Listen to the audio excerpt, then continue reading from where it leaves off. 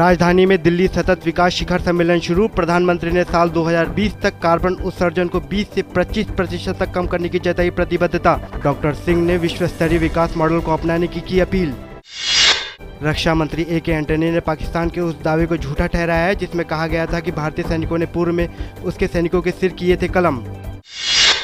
निवेश मामलों पर कैबिनेट की समिति ने पेट्रोलियम और रक्षा मंत्रालय से रिलायंस इंडस्ट्रीज के KG D6 समेत 39 तेल और गैस ब्लॉक्स पर मतभेद सुलझाने को कहा।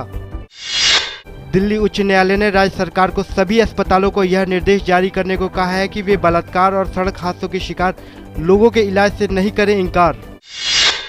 कोयला मंत्रालय ने कोयला खान नीलामी में शामिल होने के लिए सार्वजनिक क्षेत्र के उपक्रमों की योग्यता तय करने के लिए नए मापदंड किए तैयार। 20 अंकों के मानक पर योग्यता का होगा निर्धारण। तेलंगाना क्षेत्र से ताल्लुक रखने वाले कांग्रेस के 6 में से 5 सांसदों ने अलग राज्य की मांग के समर्थन में पार्टी से दिया इस्तीफा। 2 सांसदों S. रोजैया और पूनम प्रभाकर ने बताया कि 5 सांसदों ने पार्टी प्रमुख सोनिया गांधी को संयुक्त इस्तीफा भेजा। गोरखा जनमुक्ति मोर्चा के प्रमुख विमल गुरुंग ने अपने गोरखा राज्य की मांग को साकार करने के लिए दार्जिलिंग की पहाड़ियों में आंदोलन शुरू करने की बात कही।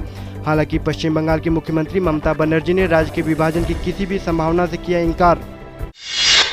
त्रिपुरा विधानसभा चुनाव के लिए नामांकन वापस लेने की आज अंतिम तिथि है। त्रिपुरा में विधानसभा की 60 सीटों के लिए 14 फरवरी को मतदान होना है और 28 फरवरी को घोषित होंगे चुनाव परिणाम। गुजरात में पाटन जिले के झीलवाड़ा गांव के पास हुए एक सड़क हादसे में 5 बच्चों और 8 महिलाओं सहित 21 श्रद्धालुओं की मौत, 15 अन्य जख्मी। पुलिस ने बताया कि एक खुली लोडिंग वैन और राज्य परिवहन की बस में हुई आमने सामने की टक्कर की वजह से हुआ दर्दनाक हादसा। खत्म होते जनवरी के महीने में कोहरे का कहर। राजधानी दिल्ली में आज सुबह घना कोहरा देखा गया जिससे रेल और सड़क यातायात रहा प्रभावित। सेंसेक्स 23 अंक की गिरावट के साथ 19,982 अंक पर खुला। इसी तरह नेशनल स्टॉक एक्सचेंज का निफ्टी भी 4 अंक के नुकसान के साथ 6,051 पर पहुंचा।